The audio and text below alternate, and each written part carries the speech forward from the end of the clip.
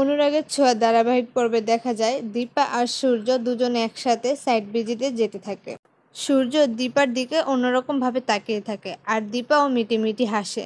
তখন সূর্য কিছু একটা ভেবে দীপাকে বলল, আচ্ছা আপনি সাইট ভিজিটে যাচ্ছেন, তাহলে এত সাজগোজ করেছেন কেন? এভাবে সাজগোজ করে কি কেউ সাইট ভিজিটে যায়? তখন দীপা বলে, কেন ডাক্তারবাবু, আমাকে সুন্দর লাগছে না? দীপা সূর্যের সাথে একটু দুষ্টুমি করার চেষ্টা করে, কিন্তু বেশ বিরক্ত হয় আর মনে মনে ভাবে, এই ভদ্র মহিলা আবার পেটে পেটে কোনো প্যাচ করছে না তো?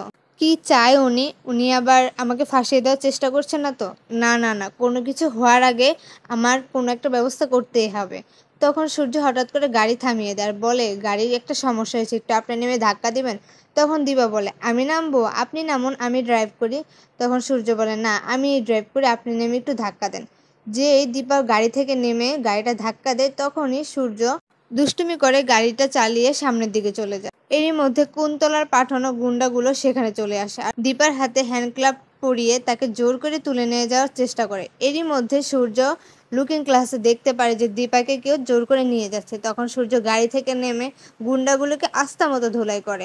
মারামারি করার সময় সূর্যের হাতও সে হাতকলায় বেঁধে। গুন্ডাগুলো তো মার খেয়ে সেখান থেকে ভেগে যায়, কিন্তু সূর্য আর দীপা হাত ক্লবটা খোলার চেষ্টা করলেও তারা পারে না, তারা সেটা ভাঙতে পারে না। এরপর দীপা আর সূর্য গাড়িতে ওঠার চেষ্টা করে।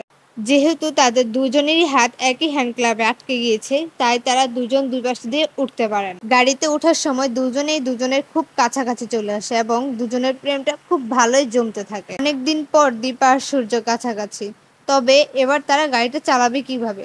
সূর্য বলে, কি যে হচ্ছে কিছুই বুঝতে পারছি না। এরই মধ্যে আকাশটা ঘন কালো হয়ে যায় মেঘ। এরই মধ্যে সত্যি সত্যি গাড়িটা নষ্ট হয়ে যায়।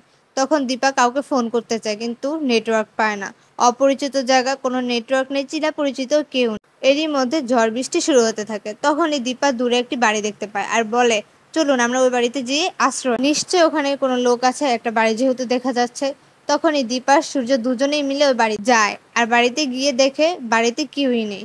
ঠিক তখনই হঠাৎ বিদ্যুৎ চমকায় আর দীপা ভয় পেয়ে সূর্যকে জড়িয়ে ধরে। সে আগের মতো দীপাকে একটু একটু করে চিনতে পারে সূর্য আর কাছে টেনে নেয় দীপাকে। অপরদিকে এই ঝড় বৃষ্টি দেখে রূপা খুবই চিন্তা করে তার মা বাবার জন্য। তার মা বাবাকে ফোন দেয়, কিন্তু ফোনে পায় না। এদিকে ঝড় বৃষ্টির রাতে রূপা আর কৃষ্ণ খুব কাছাকাছি চলে আসে আর তাদের প্রেমটা খুবই জমে ওঠে।